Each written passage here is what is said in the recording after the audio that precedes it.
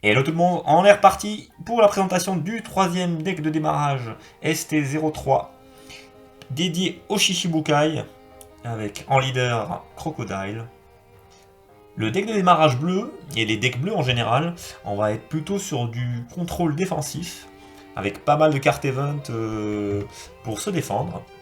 On est parti pour la présentation des différentes cartes de ce starter deck. C'est parti, c'est parti. On retrouve du coup notre tapis de jeu en papier avec les règles du jeu à l'arrière comme d'habitude. On a la petite boîte avec les cartes qui vont bien. On est donc parti avec le leader Crocodile, puissance de 5000, donc 5 points de vie.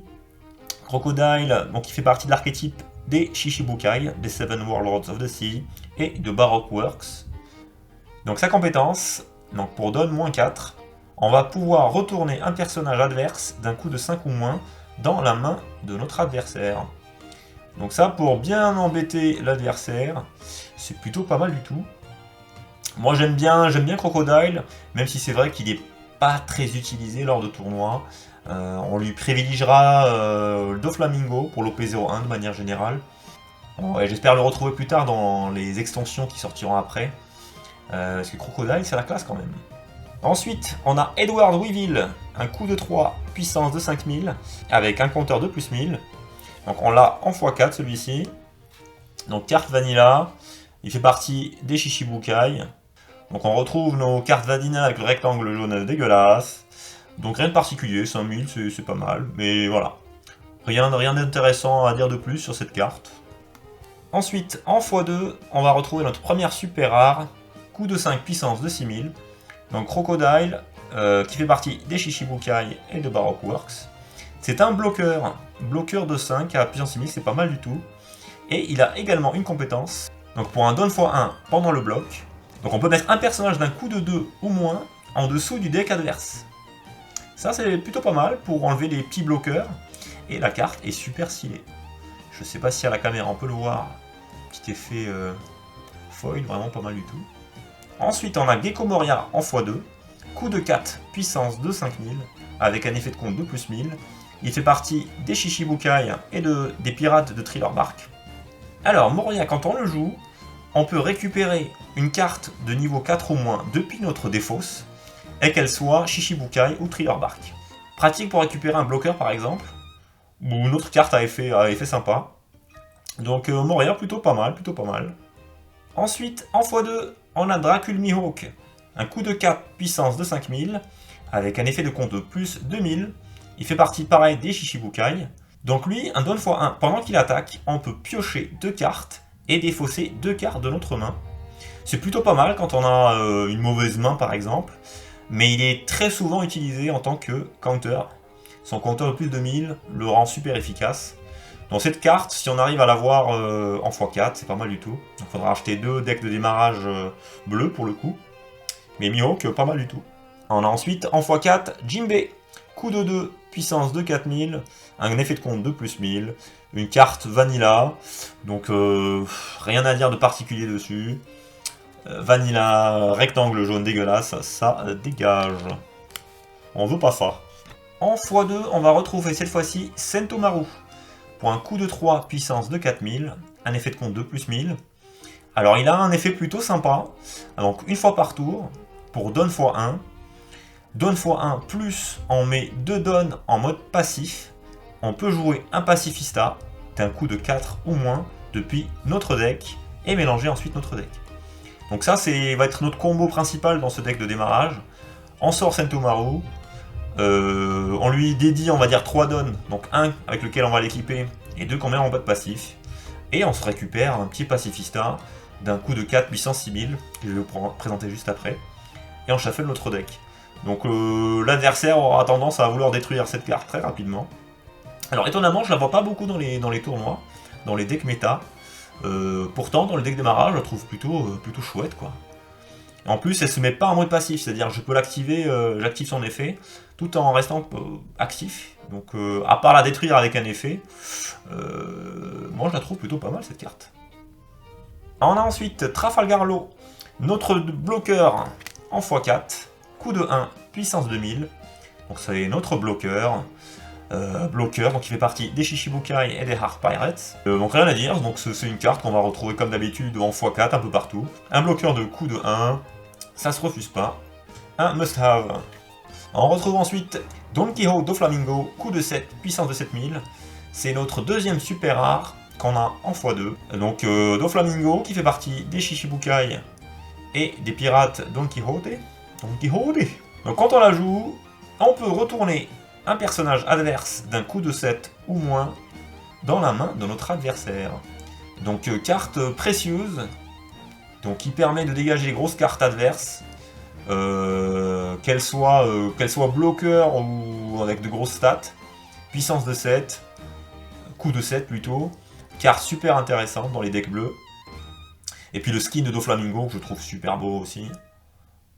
Pareil effet foil comme pour Crocodile. Ouais, deck super stylé, les super rares de ce deck sont super stylés.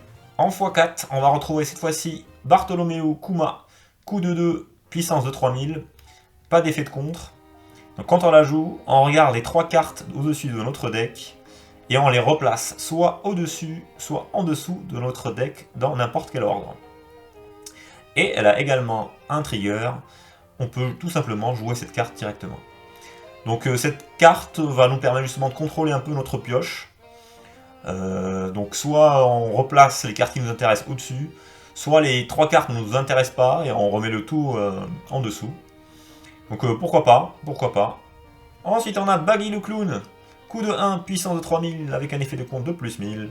Carte Vanilla avec le fameux rectangle dégueulasse en x4, ça dégage. On a ensuite les Pacifistas. Coup de 4, puissance de 6000. Donc cette carte, on l'a en x4. Un effet de compte de plus 1000. Donc Pacifista, carte Vanilla, donc assez puissante avec les coups de 6000. Donc l'intérêt principal de cette carte, c'est qu'on va pouvoir la récupérer directement depuis notre deck grâce à l'effet de Sentomaru. Donc cette carte, ouais, on aimerait l'avoir dans le deck et avoir Sentomaru en main pour pouvoir l'invoquer pour un coup de 2. Donc les deux combos, c'est super puissant.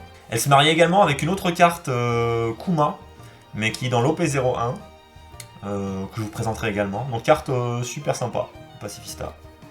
On va retrouver ensuite Boa Hancock, l'impératrice pirate, et pirate de Kuja, coup de 3, puissance 2000, avec un effet de compte de plus 1000. C'est un bloqueur qui coûte un peu cher, mais tout l'attrait de cette carte, c'est qu'on peut la jouer directement sans payer le coup, si on tombe dessus dans un trigger. Ouais, je ne sais pas trop quoi penser de cette carte. Si elle se retrouve dans les points de vie, elle est certes super intéressante pour se défendre. Sinon, son coup de 3 fait que, pour moi, elle n'est pas si intéressante que ça.